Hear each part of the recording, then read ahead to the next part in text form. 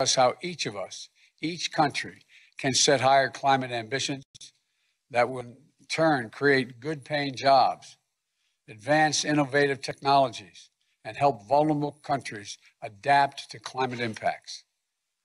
We have to move. We have to move quickly to meet these challenges. The steps our countries take between now and Glasgow will set the world up for success.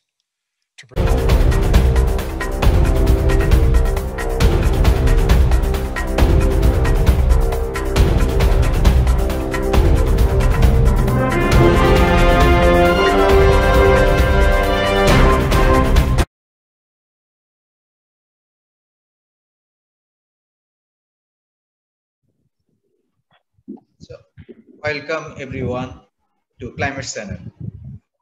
Climate Action Pathways, Climate Change Conversation with Kamrul Chaudhary, episode 12 on Earth Day, Joe Biden's Climate Leaders Summit. So, we are going to have this conversation with very distinguished panel, strong panel on this Earth Day Leaders Climate Summit.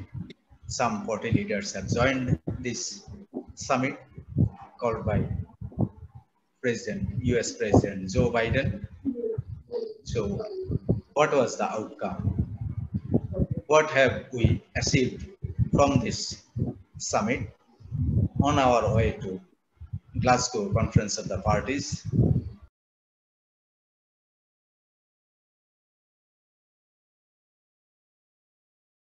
COP26. We have seen a lot of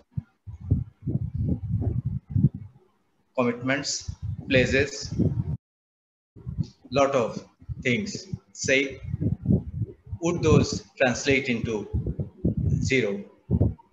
net zero carbon emissions, net zero goals, or 1.5 degree centigrade global goal of Paris Agreement? Are we aligning with this agreement, and how best we can help implement landmark Paris Agreement? Whether Joe Biden's summit could galvanize the momentum. Yes, United States of America has returned to Paris Agreement after 4 years and withdrawal by his predecessor, Donald Trump. And the rest of the world moved on. Show was on. So with that return of Joe Biden and United States of America, whether we'll have any magic lamp of Aladdin's to deliver the goals of 1.5 degree Celsius centigrade, net zero emission, and finance flows, technology transfer. Some 40 leaders have attended. Some of them made some announcements, but some were shy enough not to announce any comment. So whatever we have achieved, whether it is sufficient enough or there are still plenty of gaps, wide gaps. With that, without much ado, I would now like to ask Bonnie, what is your assessment? Bonnie Begini, you have been in the climate negotiation for long. Then you went to the bank chair and now returned. So how you see, you have seen lot of things. As say participant, you are in the Rio in 1992, saw the crafting of the convention. and whether that convention is delivering, that Paris Agreement is going to deliver. What is your take? Thank you, Comrade. Thinking that, you know, many of us have been in these negotiations since Rio, literally since COP1 in 1995. You know, honestly, we've done an enormous volume of work, but looking at the planet, we shouldn't be that you know, satisfied of the work we have done, because we're still so behind. On the positive side, I would say, as you know, I'm an Italian citizen. I've been the lead negotiator in the GEF on the adaptation matters for 12 years, and on adaptation financing. And I've been all my life very committed to that. But I'm Italian, but I also live in the US. And what I can tell you is that on the positive side is that Biden is really, really pushing hard on climate change, really making this commitment way, way superior to what Obama, who was the first one to really trying to implement serious measures on climate change. I mean, it's like twice or 3 times more ambitious. It is using also all the means he has in terms of all the press conferences, all the media power he has. He really is hitting on climate change. He's convinced that the young electorate, the large majority of Americans really support this. And this is very positive, because in the past they were way shyer than what they are now.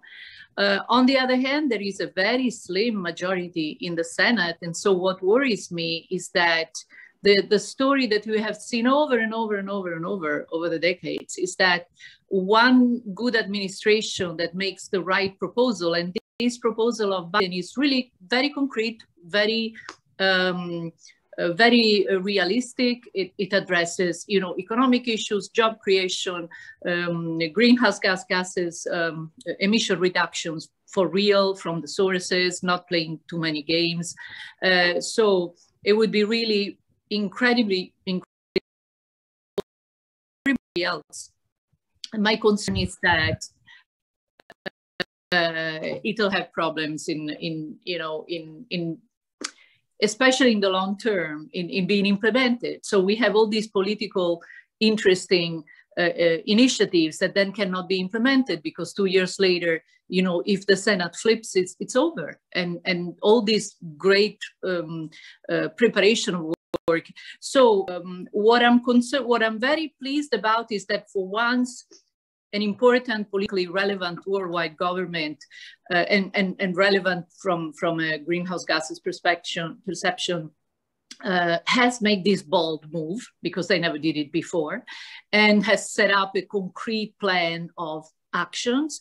What worries me is the political instability. So as I mentioned some other times, I think that from all the participants in the climate change family in the large sense, you know, including the civil society, the NGOs, the media, the civil servants, everybody, there should be an effort to reaching out the other side, to reach out those who politically are more conservative and who tend to be anti-climate change, to make them understand that we respect their political views. We don't want to convince them to vote differently, but even if they vote what they want to vote, they should consider climate change a health issue, a common issue, something that shouldn't be politicized, but should be addressed by all. And this, I think, should be a political and civil duty of all of us, using all the means we can to reach out, even at the party, but reaching out to the people we don't like that much. You know, I have many in the US, you know, those who don't want to pay taxes, have a lot of money, and, you know, they love Trump and they don't care about climate change because they believe it's a marginal issue. I try to, you know, slowly educate them and make them understand, and faith communities, etc. So people on the other side, we have to grab more consensus from the other political parties that not conventionally address climate change, especially in countries like the US. In Europe it's a little better, it's way better.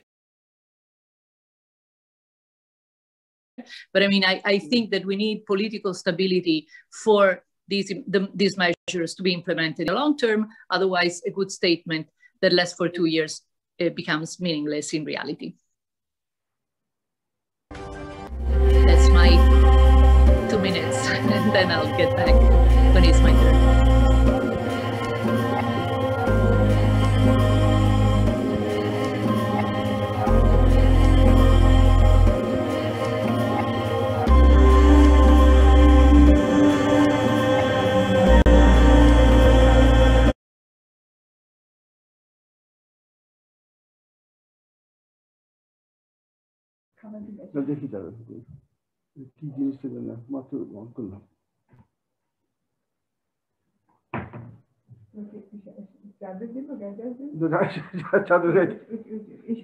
For these measures to be implemented in the long term, otherwise a good statement that lasts for 2 years becomes meaningless. I don't see you.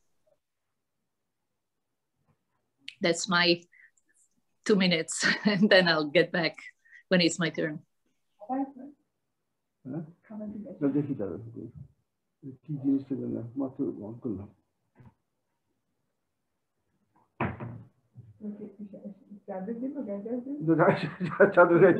Amrul, where are you? Hi everyone. I think Mr. Kamrul was lost. Mr. Georgi, you can start second discussion, please. You can start. I think Kamrul will join again. Okay, so yes, thank you. So I guess I can just follow up on, let's say, Bonnie's. I don't see you.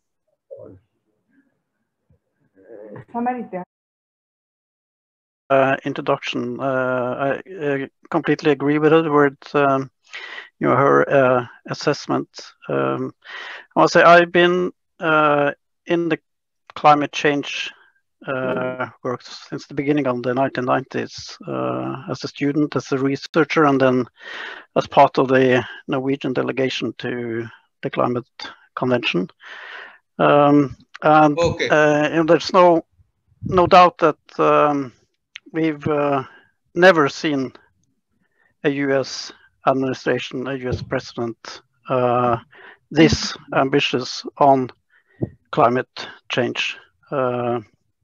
Not at all. And I also think that the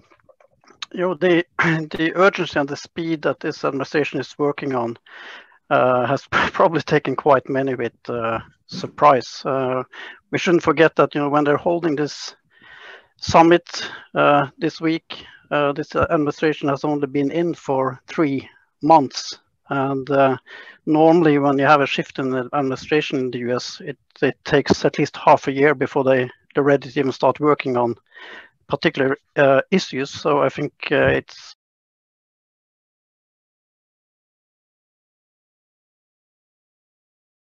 there's no doubt about the priority that President Biden is putting on this. They've been working really hard and pushing their own people, not only in organizing this summit, but also to come up with the target, the new target under the Paris Agreement that they presented at the summit now.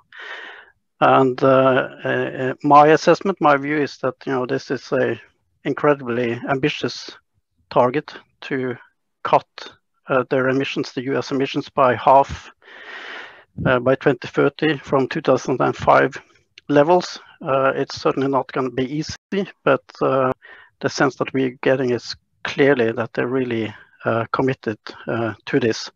And of course, I agree with Bonnie that there's certainly not going to be easy also because of counter forces in the US. But this is something that clearly is going to be left as a legacy for Biden. I'm quite sure when he leaves office either in 4 years' time or in 8 years' time. We'll see. I also think that it's incredibly positive that I've been to. I can't even count the number of summits that I've been to since I've started working on climate change, and there's always a certain amount of expectations from these summits at the heads of state level, but they often leave us with good speeches, and that's it. I think what we saw this time, for the first time since 2015, when we were in Paris, that we actually made some progress on ambitions level. So it was not only the US, you had the UK, Canada, importantly also Japan, coming in with clearly very increased ambitions for 2030, so in 10 years time. And I don't think this would have happened if the US was not entering the global stage. Again, you might recall that we had a climate ambition summit as late as in December, and there was really not much happening there. So I think we do see an effect already also on other countries of the US being back again. And I hope that we will see more momentum when we walk towards Glasgow in November. One last point that I think is also important here is that not only do we see a US that really wants to do something and a powerful shift domestically, but they're also really engaging internationally. Quite ambitious figures on the climate finance, for instance, which is obviously very important in support of developing countries in the future. And I hope this will also encourage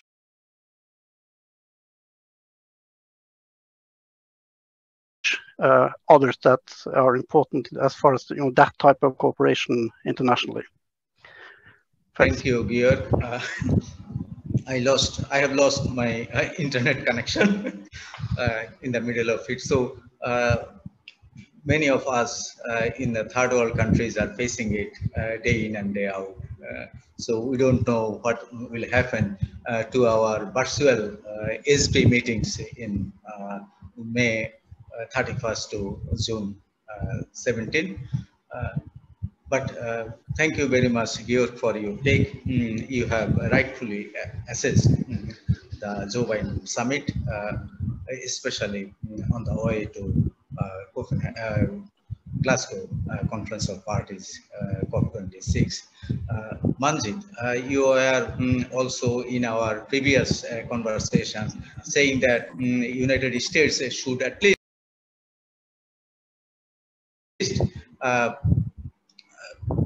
cut back its emission 57 to 59, 63% by 2030. That will help, say, to keep us on 1.5 degree Paris Agreement goal alive. So, what is your take from, say, least developed country as a least developed country delegate? Thank you, Komrul, and thank you, and it's good to be with many of the distinguished colleagues here in this discussion. I think after the summit, it has certainly added a positive hope, a renewed commitment, and also the way the political leaders, the head of state were engaged.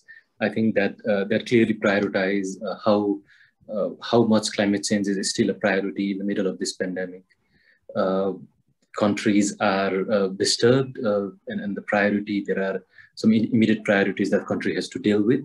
But despite of the situation, I think the summit was helpful to bring together world leaders, discuss on climate change, and if we talk on a number, some of the independent assessment has shown that compared to what the commitment were there before this,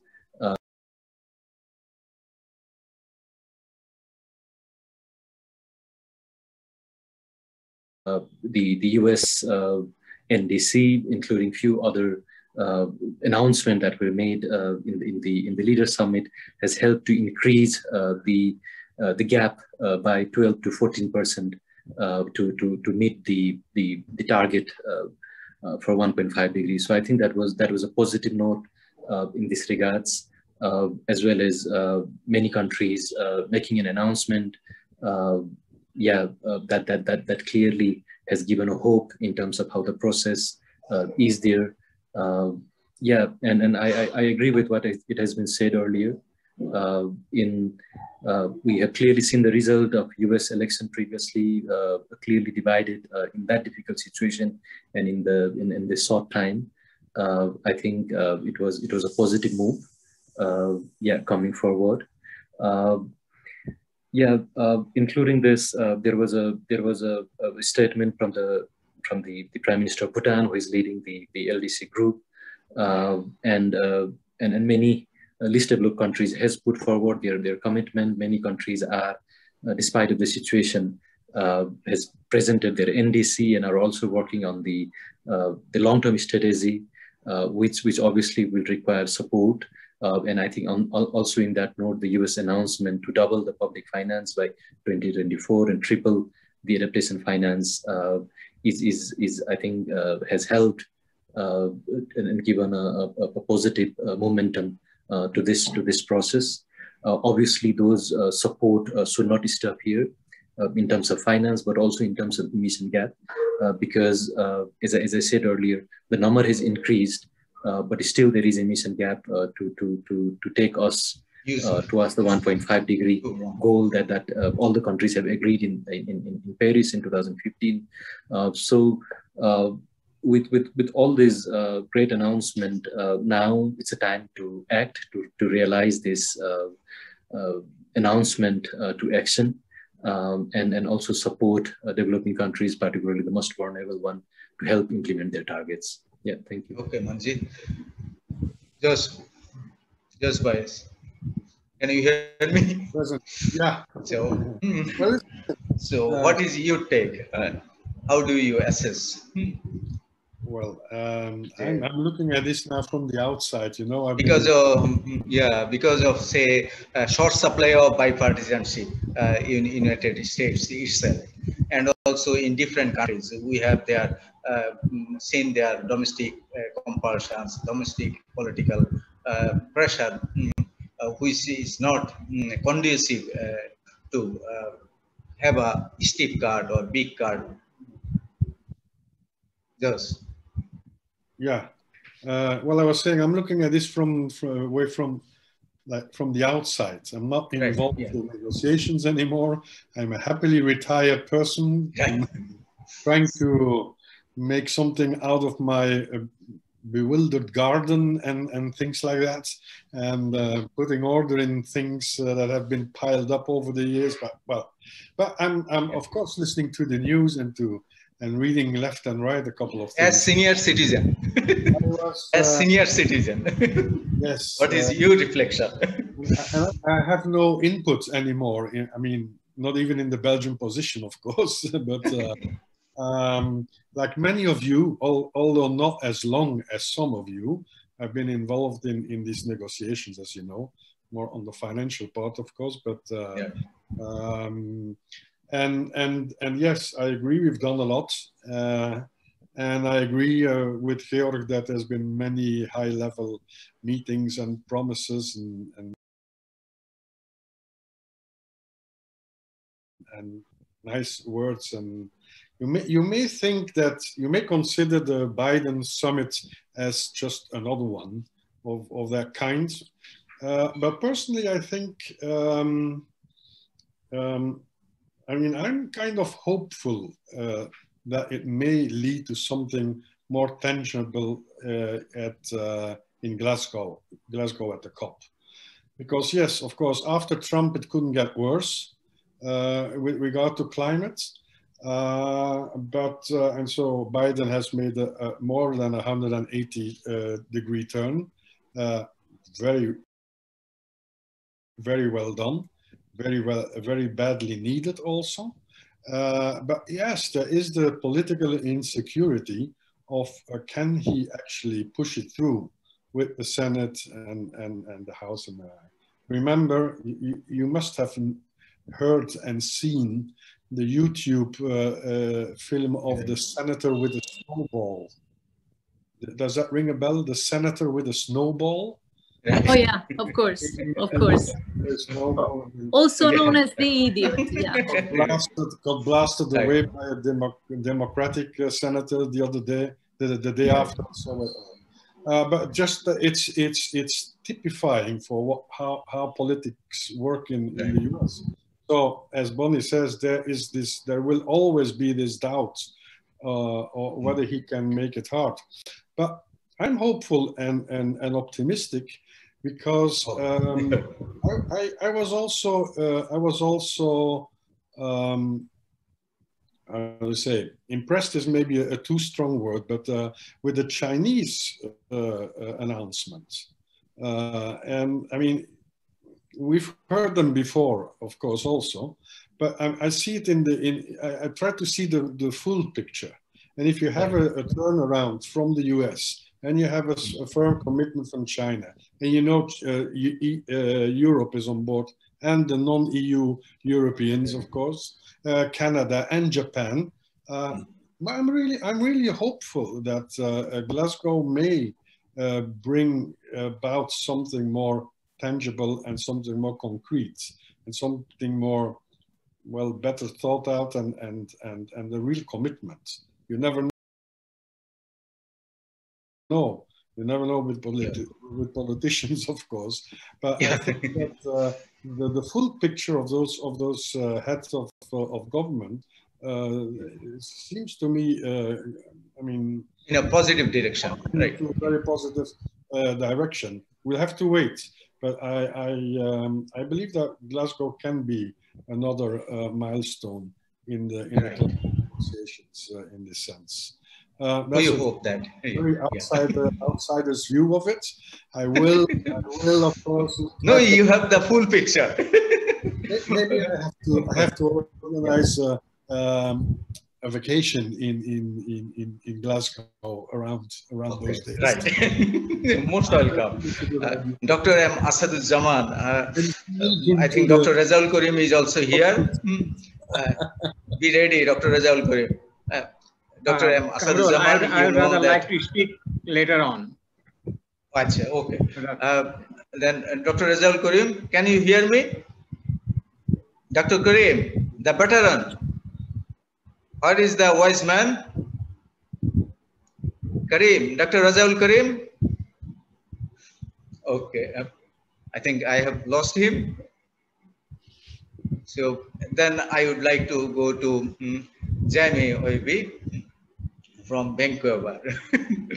So thank you very much, Kamral. Your reflection. And I've been listening to the discussions very, very carefully and with a high level of interest. You may not know, but I actually started out my career as the climate change officer at the Convention on Biodiversity, and saw right away a widening disconnect between the issues of biodiversity loss and climate change.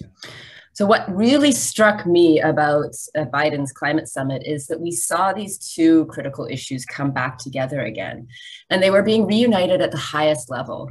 Pope Francis mentioned that the climate and biodiversity crisis are connected. The UK, Norway, Canada, they all stood up on the international stage and said that it's not enough to deal with climate change in the absence of so-called nature-based solutions.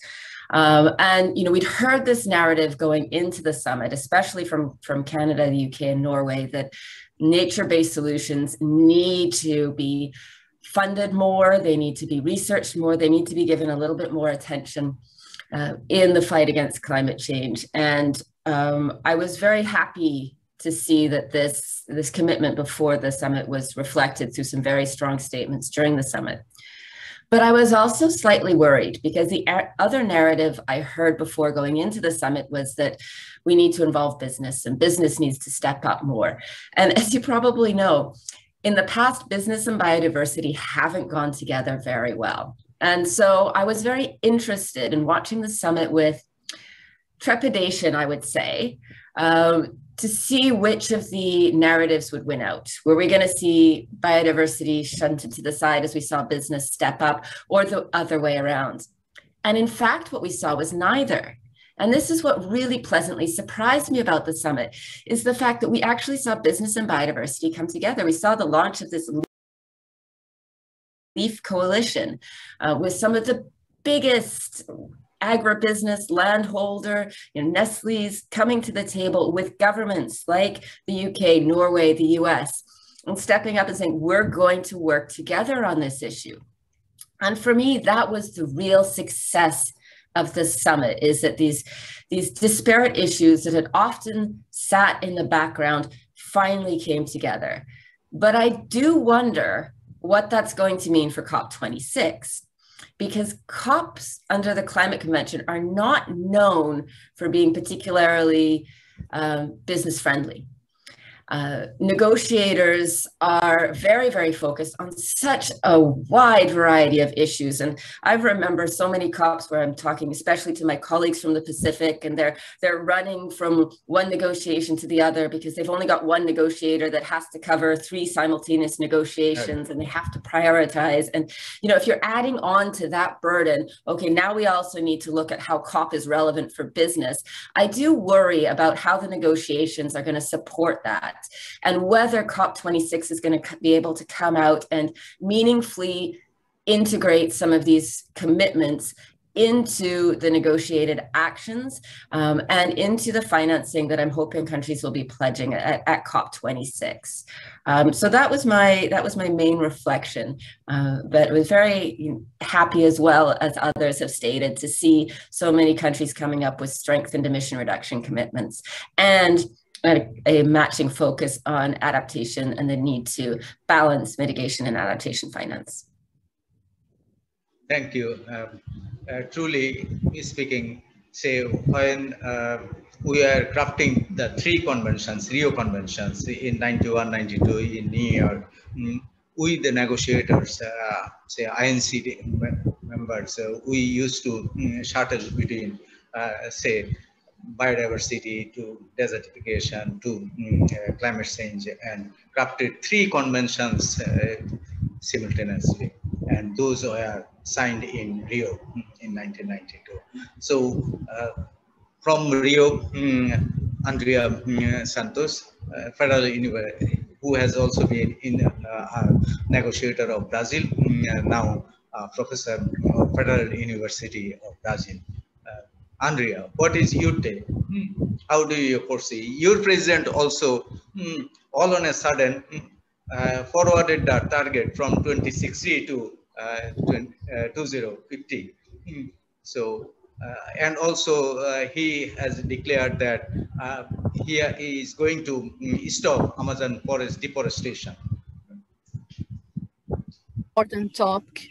My impression is that I'm happy because it was possible to see a very good sign from US and to reestablish the leadership on the climate crisis.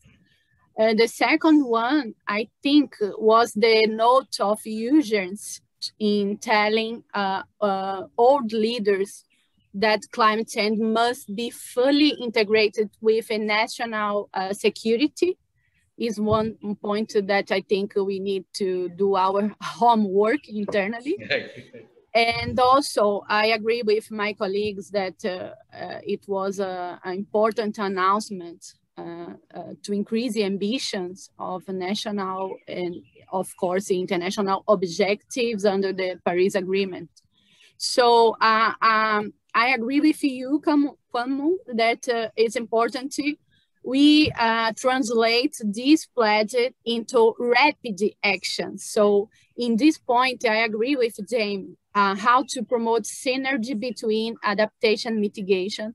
Also, we have a great opportunity, for example, for developing countries, including Brazil, to work on adaptation if we consider basic solutions that in terms of costs, it is easy to implement because in terms of cost and effectiveness, we know that it's a good opportunity. Also, in terms of course, we are asking about Brazil, and I'm not very comfortable to talk about political issues, but my impression was that it was a good sign regarding working on to promote neutrality. It was anticipated to 2030. So I agree that regarding, of course, the anticipation to decarbonization of the Brazilian economy from 2006 to 2050. So, of course, I saw the promise to promote illegal deforestation by the Amazon by 2030. But it is not a new promise. So this is my concern. And my impression was that in Brazil, the president tried to minimize the Brazil weight in global carbon emissions. So, but I'm happy to see that the US is working to lead this process, and I saw good, in general, good pledges. But of course, we need to work to translate this pledge into rapid actions because of the sense of urgency. Thank you. Okay, thank you. Thank you, Andrea. Thomas Krules, you are SBI chair. You are with me in adaptation committee, and we also had in Warsaw first annual adaptation forum. We hold it together. And I also heard President of Poland making his very powerful statement in Leaders Climate Summit. But say, do you think the Biden summit? Yes, we had a lot of announcements, lot of declarations. Some even we didn't expect.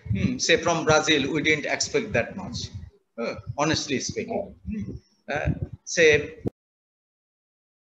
From a couple of other countries, we are having more than expectation. But for some others, major ones, we have much. So how you would think that it will ensure the, say, implementation, smooth implementation of Paris Agreement? Yes, it is not that much up to the expectation, but at least at the flow, it is the flow.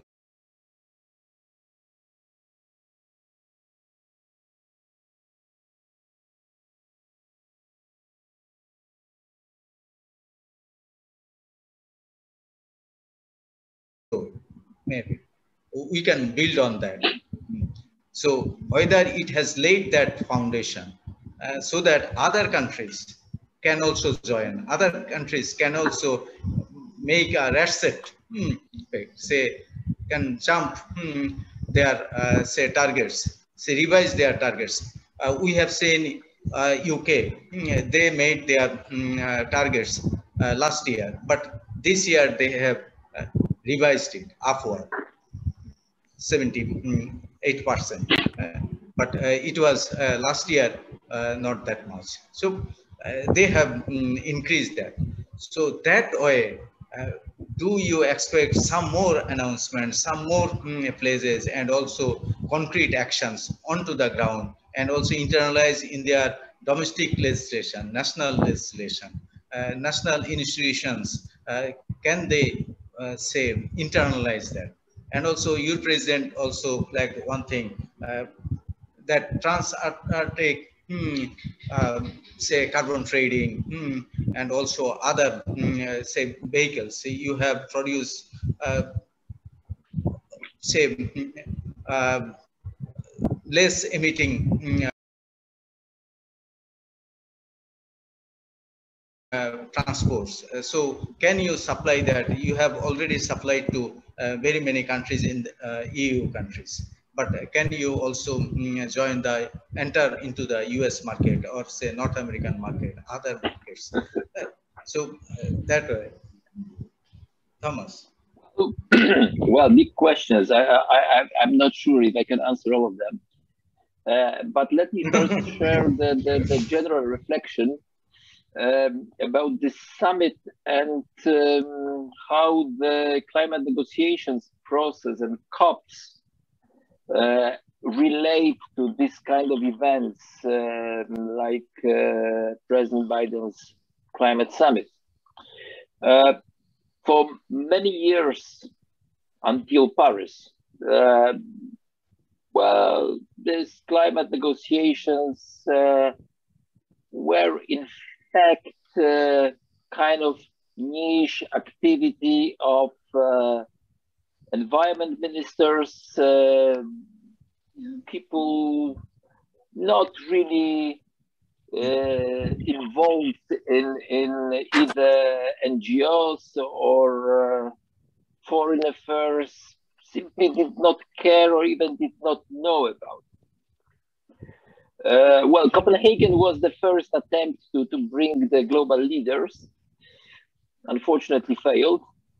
Then Paris succeeded in concluding the agreement that we now try to convert into concrete actions, and we are now trying to achieve the goals. However, we are not 100% in agreement which are the real goals of Paris Agreement. And let me say that from my perspective, the most important goal is to stop the warming, stop the temperature increase. And unless we do it and do it quickly, we can lose control if we allow the permafrost melt and release of huge amounts of methane. That is not 23 or so, as IPCC says, in 100 years per 100 years more potent. It is more than 100 times more potent in short time perspective of 20 years. And that's why this gas must not be allowed to just be injected into the atmosphere. So temperature is number one. On the other hand, climate negotiations and the climate process is not any longer about the environment only. It's about economy, it's about international security, it's about social and human development. It's also about environmental security. I'm particularly pleased that you, Kamrul, mentioned this biodiversity and combating desertification conventions, because as a matter of fact, I don't know if how many of you had a chance to participate in so-called structured dialogue.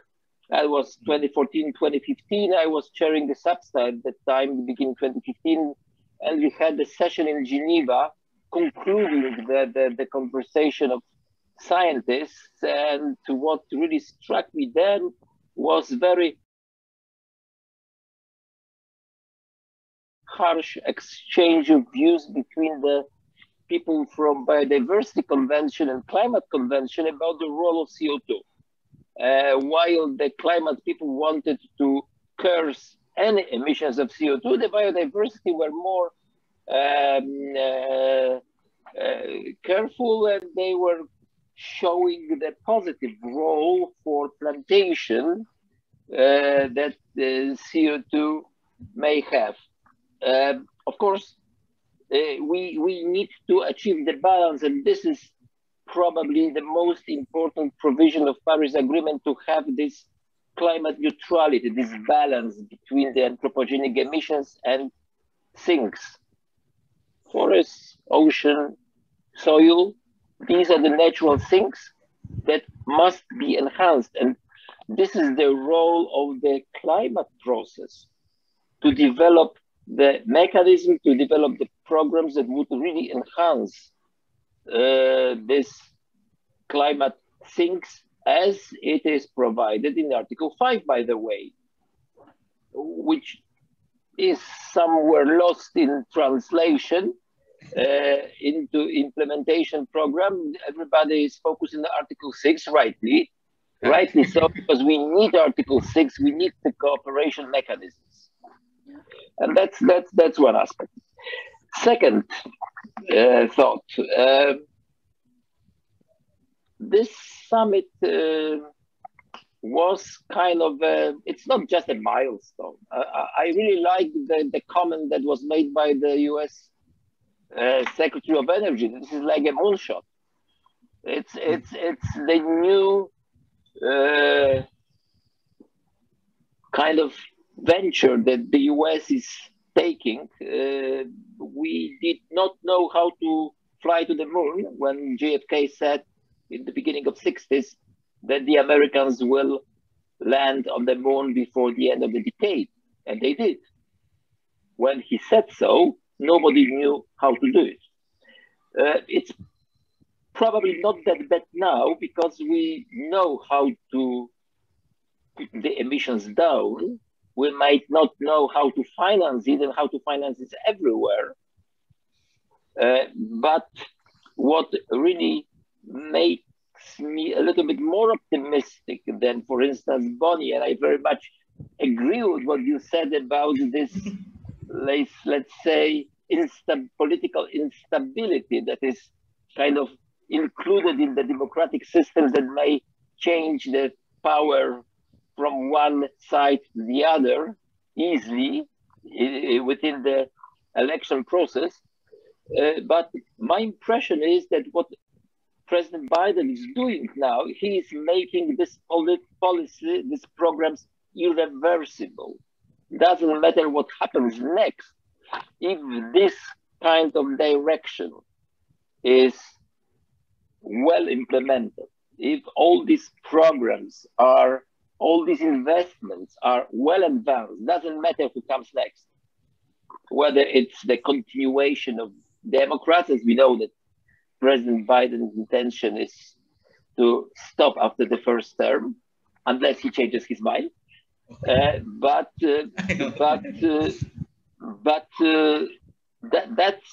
what the previous president proved is that unless everything is so advanced that coming back is too costly, this reverse policy is possible. So my take on the American pledge, my take on the American initiative now is to make this policy irreversible, and let's hope it is so. And final point, I'm just trying to figure out what would be, as I mentioned in the beginning, what would be the relation between the climate negotiations process, the COPs, what we called climate summit. They are not climate summits, they are just conferences. The summit we had 2 days ago, that was the summit. The leaders met, and what was the niche topic 10 years ago is now on top of the political agenda of the heads of states.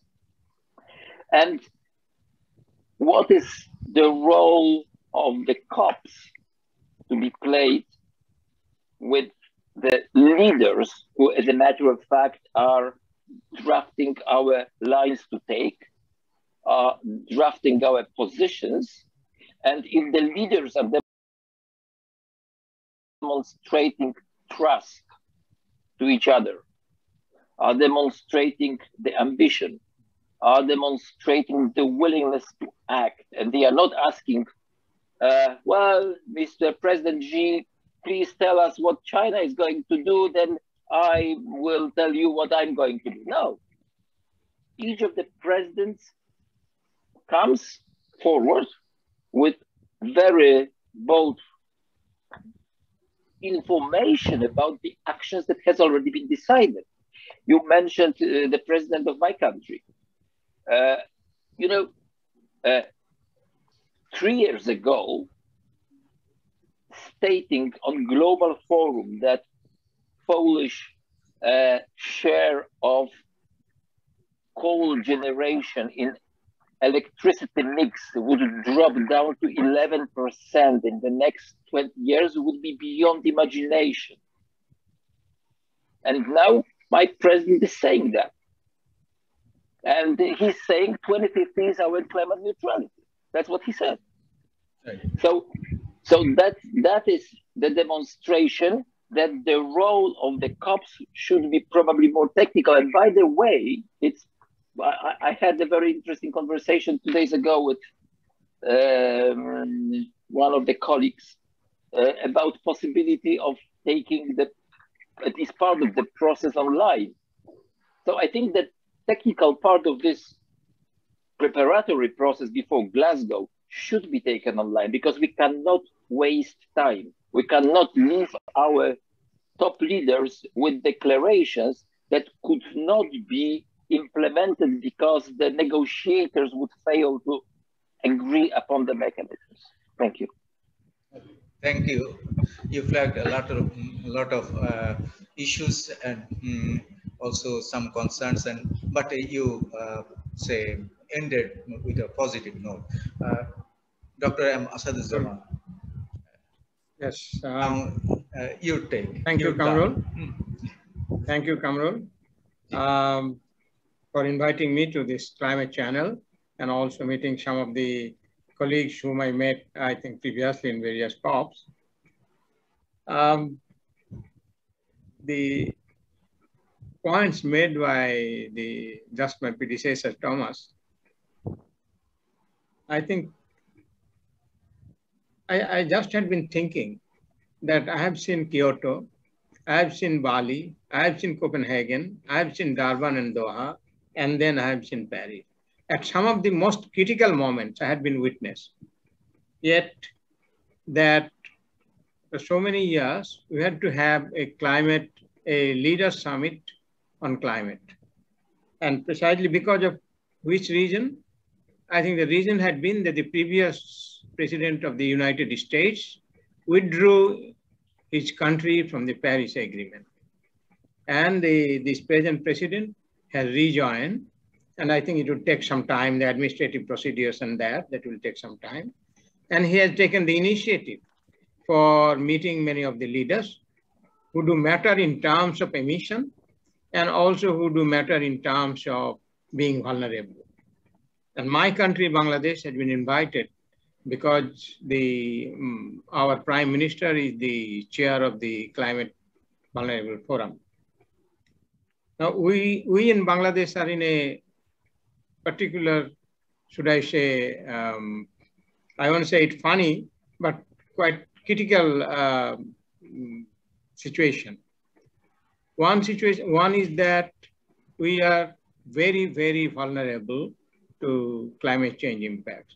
Only 3 days back, our agriculture minister visited many of the places in the country where the very high temperature, sudden spike in temperature has really burnt out the flowers of the paddy that had been flowering at that time, and that is going to lower the yields tremendously in those places. We don't know.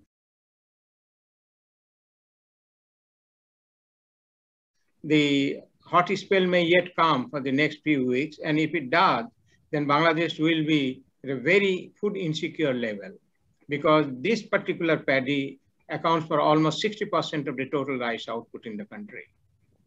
Now, we had been saying about this from 10 to 15 years earlier, that there would be temperature rise, there would be temperature rise. We must get ready. We must get the scientists to evolve heat resistant, temperature resistant varieties and things like that. They have done it, but unfortunately it has come too late for the farmers. That is one type of issue. The other is we have just transitioned into a low developing country, And our political ambition is that in 2 decades' time, we would like to become a developed one. And what does that mean? In terms of climate change action, that also means that we will have to take our own share of the emission reduction. So recently the MIT has released a report in which it has shown that Bangladesh is one of the highest, I think that the emission from Bangladesh is rising at a very high level, precisely because of the reason that we had been trying to develop as fast as possible. Pre-COVID rate of growth of the economy had been almost 8%. Had there been no COVID, perhaps by this time it would have become 9%. And at that level, of course, as you can understand, the energy demand goes up, the consumption goes up, and unless you can take appropriate measures, the carbon emission will also go up. But unfortunately, at the same time, that part, I think, fortunately rather, that at that part we are still a very low energy consumer. So in that sense, perhaps that would be much at a global level. But in the agriculture, we are one of the major methane emitters. And methane, as you know, almost 25 times more powerful in terms of global warming than carbon dioxide. And we have the technology, we know how to handle it, we know, we know I have talked to so many agriculture officials at the local level, and they know how to handle this, lower it, but still it cannot be done. Precisely because you have to win over hundreds of thousands of farmers to change their style of farming. And that's very, very difficult. It's not simply the changing the practices, but also it will involve a lot of compensation to those who will have to take up the new type of technology. See? This technology, no, all the scientists know it, all the agriculture officers I have talked to, they know it very well. But they cannot, the farmers do not see it that way. So that is one type of problem. And there had been other things that had been told already by some of the participants here, that the more and more we lag behind in terms of attacking the problem at its root, that is lowering emission. Unless we do that, the more and more will be the impacts more widespread in all kinds of areas, biophysical and all that, and also in the human system. And the more people will be averse to changing their lifestyle and things like that. And so that is one thing, that in that sense, though there are confusions whether this Leaders Summit is going to substitute for the COP, certainly not. It cannot be, because the COP is the representation of the overall global will, not one country or 2 countries will as such, however important they may be in terms of emission reduction. So that is something that everybody will have to understand. I think in that sense, perhaps the Chinese president made the statement again, which is well known, common but differentiated responsibility. I think that part will also have to be thought about. And if we think about in terms of other things, our Prime Minister talked about loss and damage. See, in the Bay of Bengal, now miles and miles, square miles of area is now devoid of oxygen, totally, precisely because of the ocean warming and also the acidity that is happening. And we know that during the last 20 years, about 1 to 2/3 of fin fish has gone extinct precisely because of this acidity. Who is going to compensate us for that? None.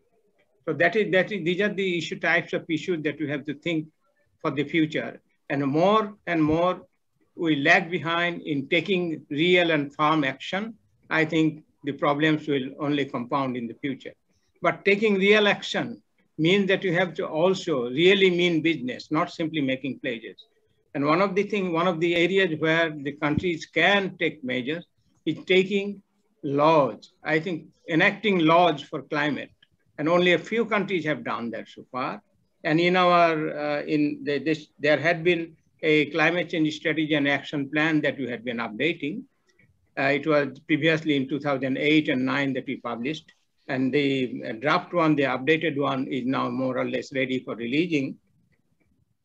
it has been argued that Bangladesh must have a legal framework for all kinds of climate change action, including finance, including technology, including the adaptation and loss and damage and everything. So those are the types of comprehensive thinking that one has to think about, not simply giving pledges. But within each country, even Joe Biden will have to take action on many fronts if he has to win over his own people. Thank you very much. Thank you. Flagging a couple of issues, especially loss and damage. Thomas, in Warsaw, we have crafted Warsaw International Mechanism for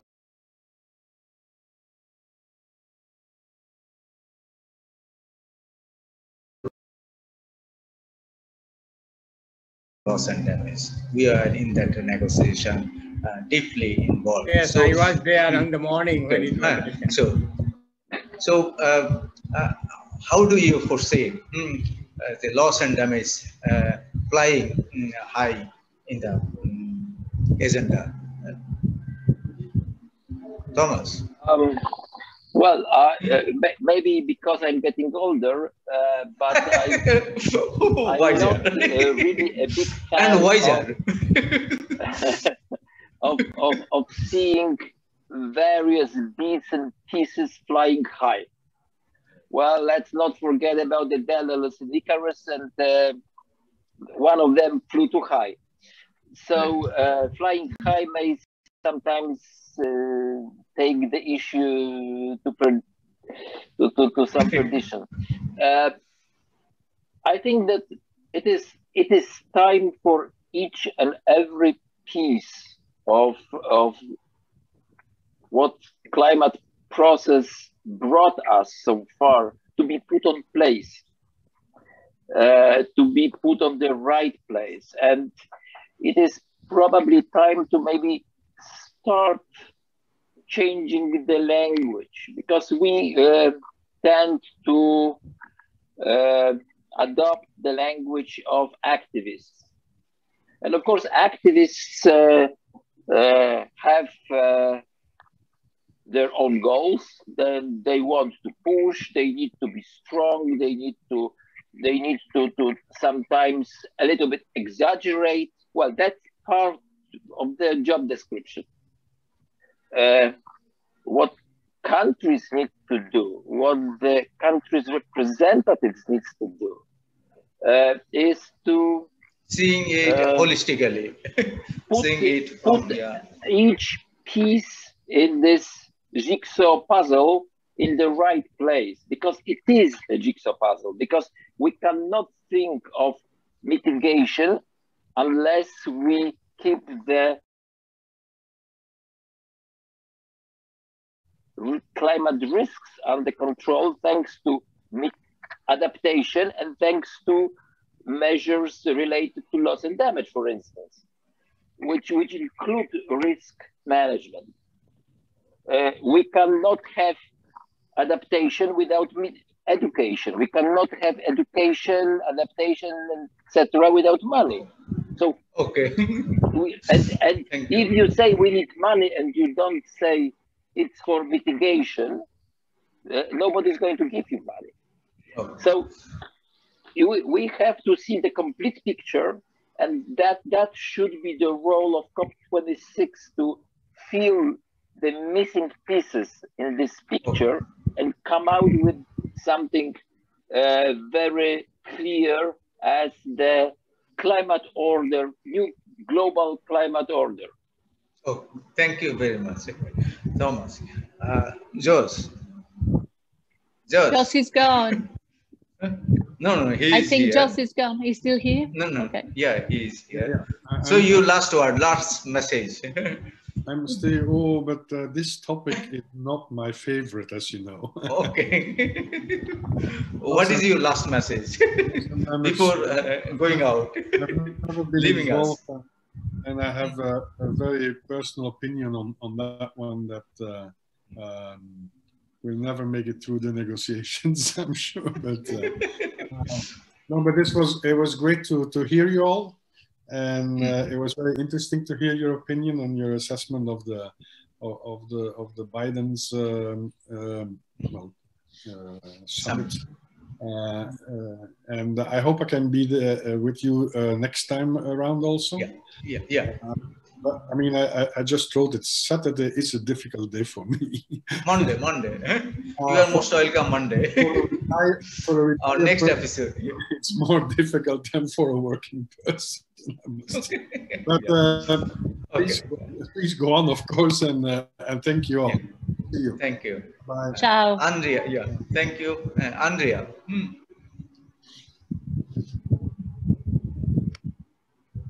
Just would like to thank you again for the invitation. It's a pleasure to be here, discussion about the important announcement made by countries.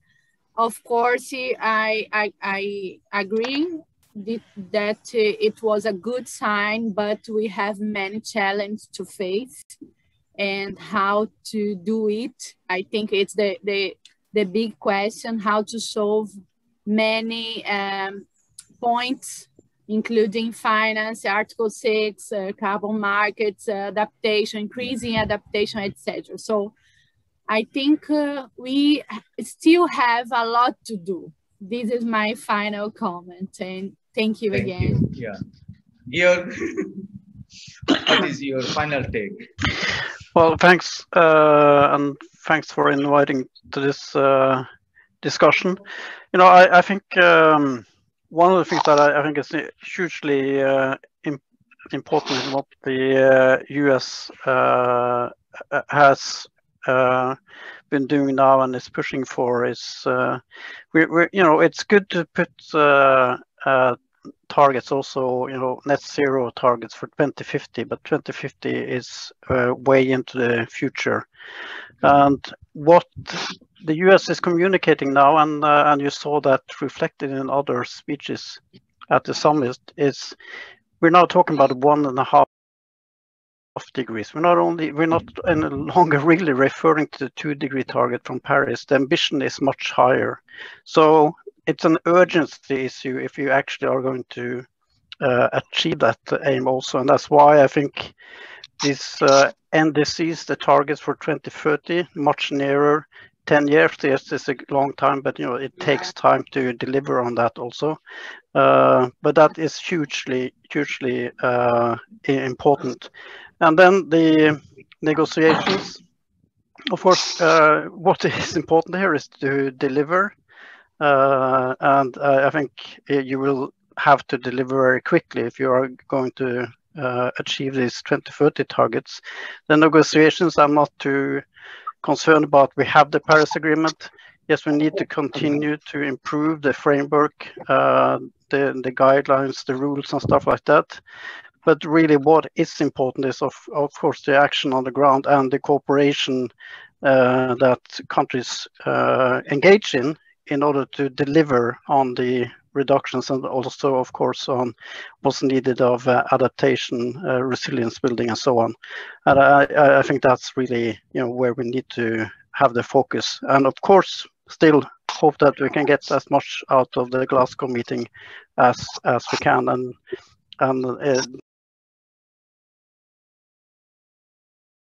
the COP process, the convention process, is going to continue to be important for the international cooperation. Yeah, of course. COP process is very important, and it will be important. Dr. Rizal Karim, thank you for very much joining. Yeah. So, what is your take? What is your assessment? You know, I listened to you, and then I don't know why I got cut. You know, but anyway, my assessment is I very much, you know, I want to follow the line of our Norwegian friend, you know, because and I'd like to add something to you. Yes, Björg, yeah. I'd like to add something to you. You know, we are now in a very positive climate, okay, because of the US, you know, is back in the climate change negotiation. But we should not miss this opportunity to highlight our interest, the interest of the vulnerable countries, those who will be affected by who are being affected by the climate change. we are just, maybe 90% of the time we are talking about the goal, and these are very important, that we should have a higher ambition, and we should have net zero emission by, whether it's by 2030 or 2050, and whatever we can negotiate. But at the same time, we have to look into the interest of the vulnerable group of countries. That means adaptation, resilience. I think Mr. Björn, he mentioned about it at the end. I heard the adaptation, resilience. But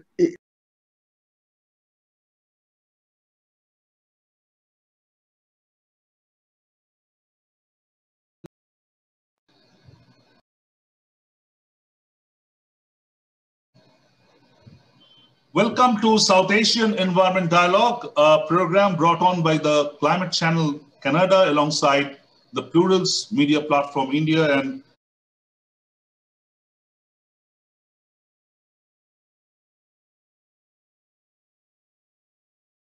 it comes to finance. But where the finance is targeted, we have to look at that, because if the finance is mostly, for mitigation targets, it's fine, but there has to be adequate finance for adaptation targets. So we have to, push, we have to hammer, hard, so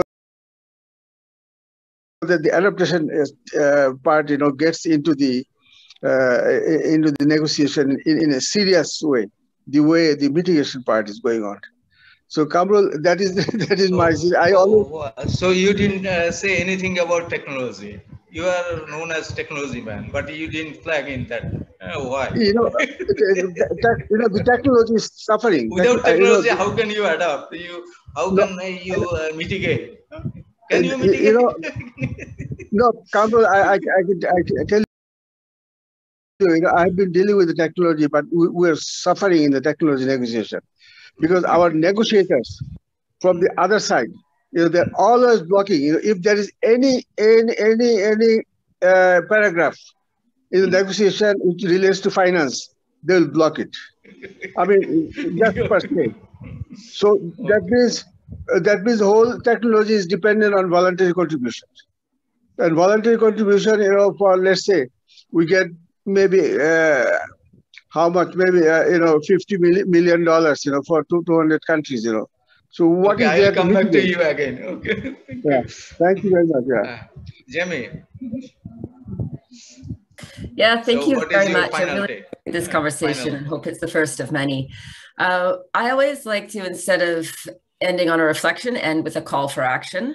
And my call for action is actually going to get put out today to the organizers of COP26. And I call on them to keep the momentum going from the Biden Climate Summit and to support continued engagement of those businesses who have stepped up. I now work for a company, and on Earth Day, we announced that we were joining the SME Climate Hub. It's kind of the little sister to the Race to Zero. And we want to continue to engage. We want to be part of the dialogues and the discussions on how we can reduce our emissions and support adaptation and awareness raising globally. But we can't effectively do that if we're working in a way that's siloed from the negotiators.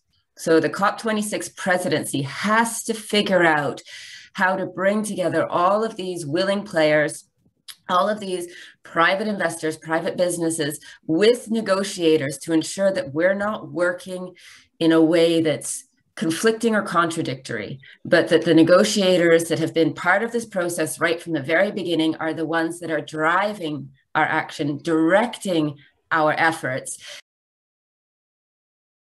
and ensuring that that what we do is supportive to all of the hard work that's been put in by the negotiators over the past 25 COPs and going into this COP26. Thank you. Okay. Thank you, Jamie. Manjit. Thank you, Kamrul. I think I agree with most of what has been said here. Let me start with the note that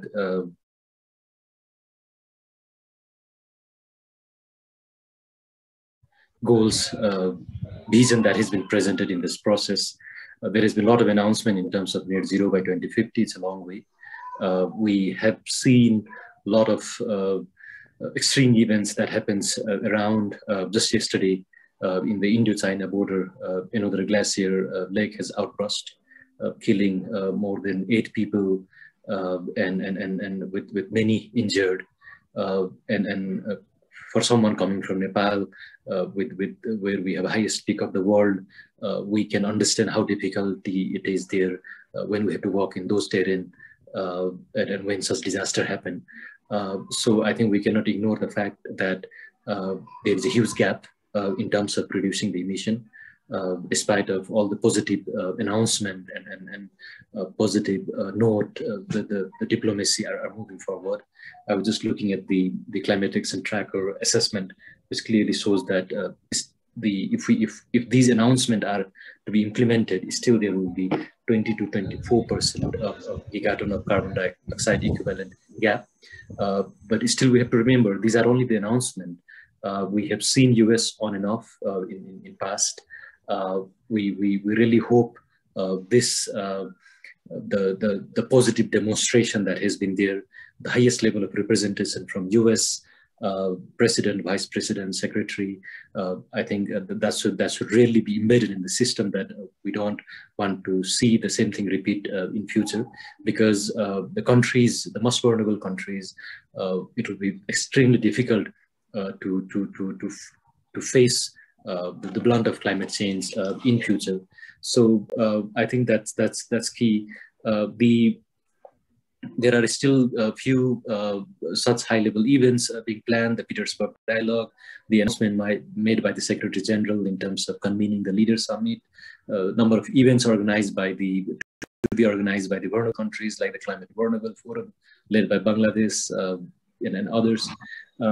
So let's really hope that these events will help add momentum and continue to help make COP26 a success.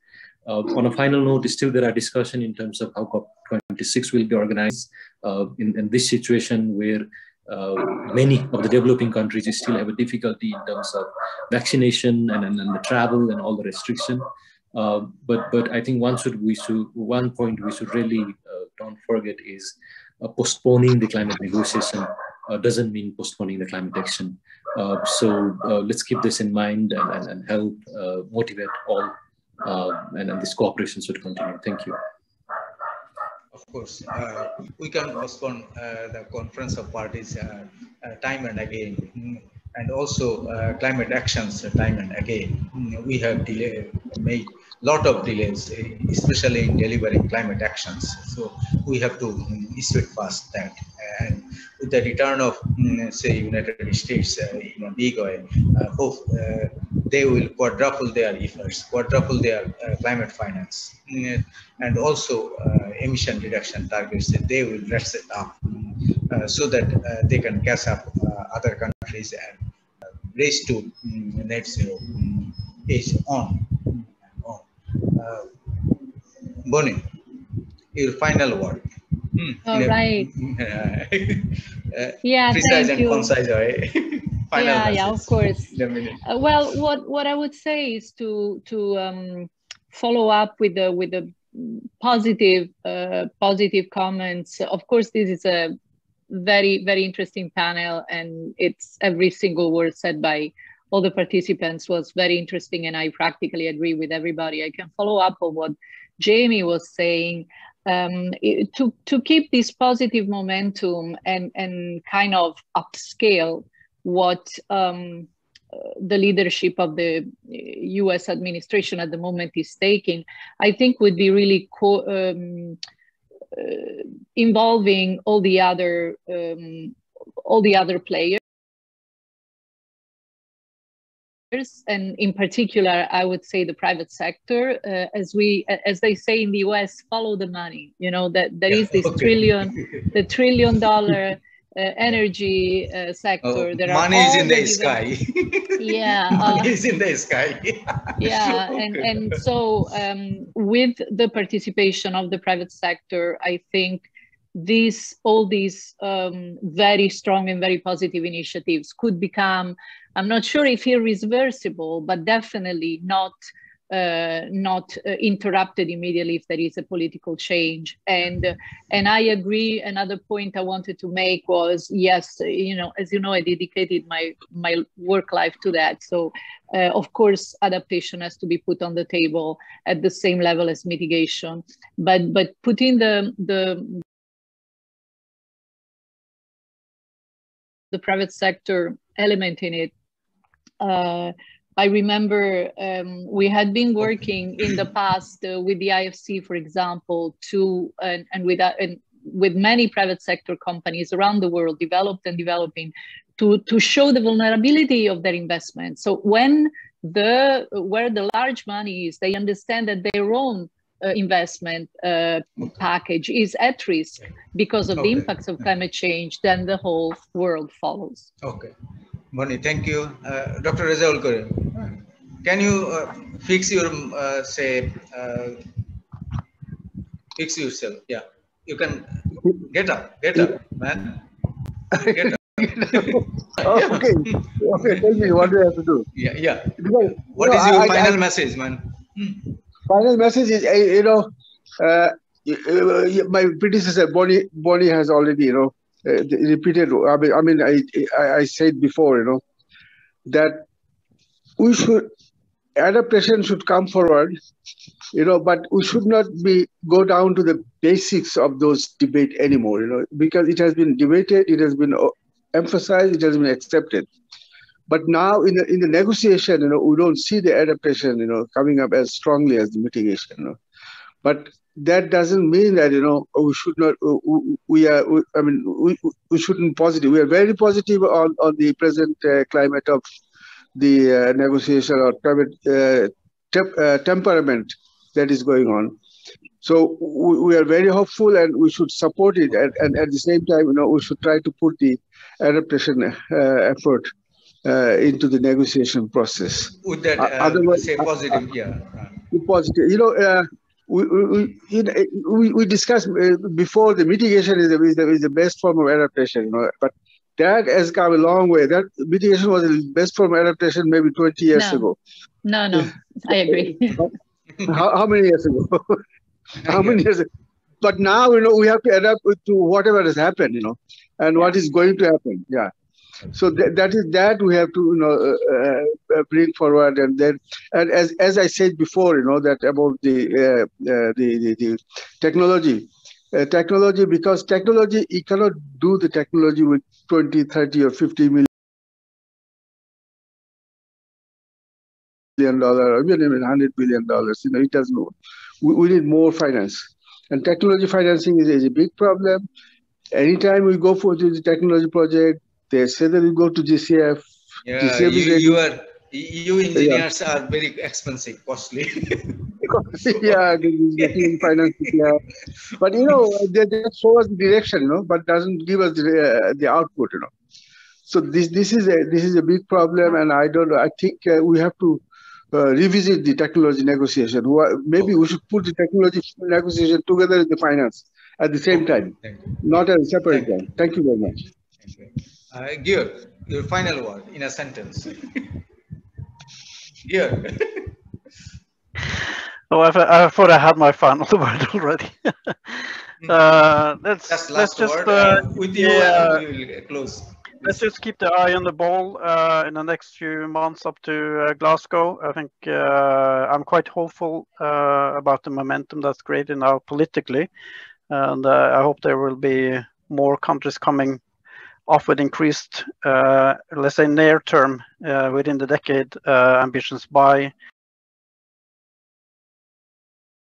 Glasgow. Of course, also the solidarity and support that's needed as far as finance is concerned needs to be elevated quite a bit. And as I said, I'm quite hopeful that we've started something. The political momentum is there, and let's not forget the situation that we're in with the very serious pandemic that is still quite a huge challenge for quite many countries globally. And I think there is a real political commitment to try to come out of this in a way that we're in a better place than when we entered into this pandemic. But there are huge challenges, obviously. I'm optimistic. Thank you. With that optimism, we should stop here. But I think Joe Biden's Leaders Climate Summit has already set the political momentum. And in the days ahead,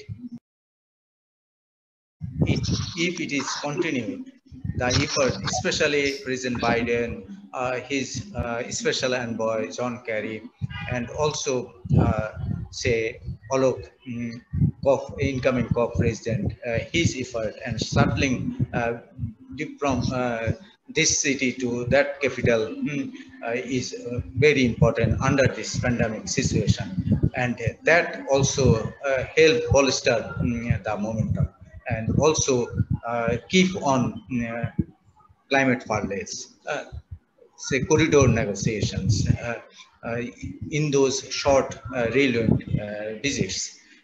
That is helpful, but we need also physical negotiation to say among the negotiators, because previously we had 6 weeks, 8 weeks negotiation, 10 weeks negotiations, but this time we are yet to enter into that phase of negotiations among the negotiators.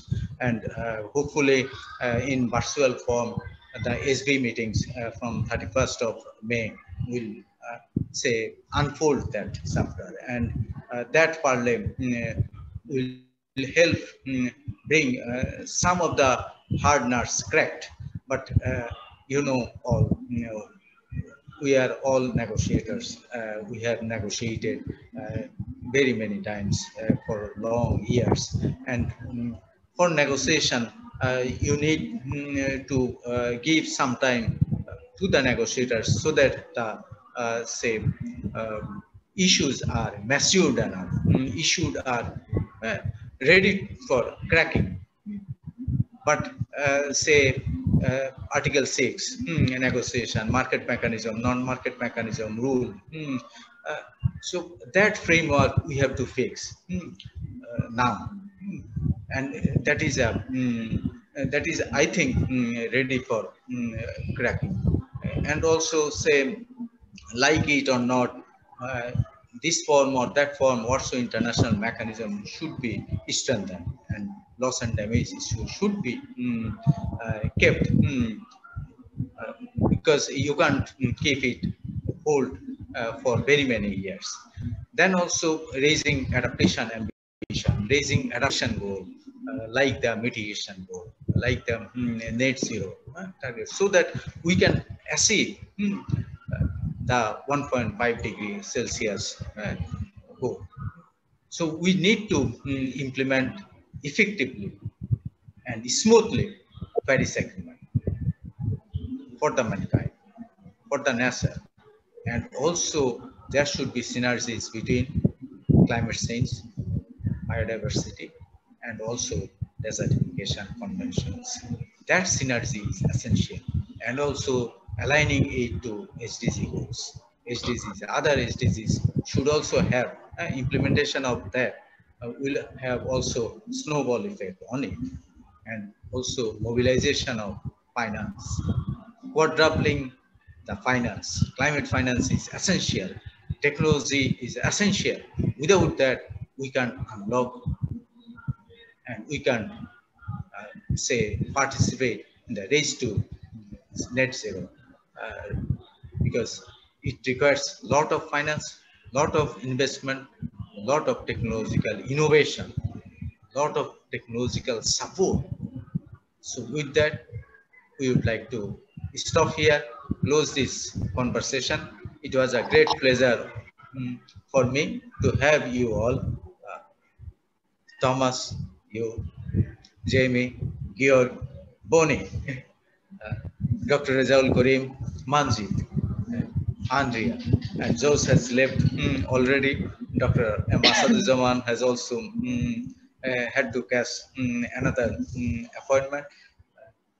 So I thank you all, and hopefully we are going to have another round of conversation Monday on Joe Biden's climate summit assessment, and also our path towards our road towards Glasgow COP26 and beyond. Thank you very much. Thank you.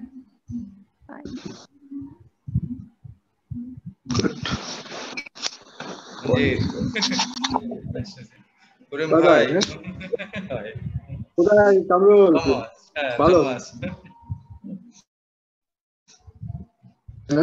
Georg. Thank you very much.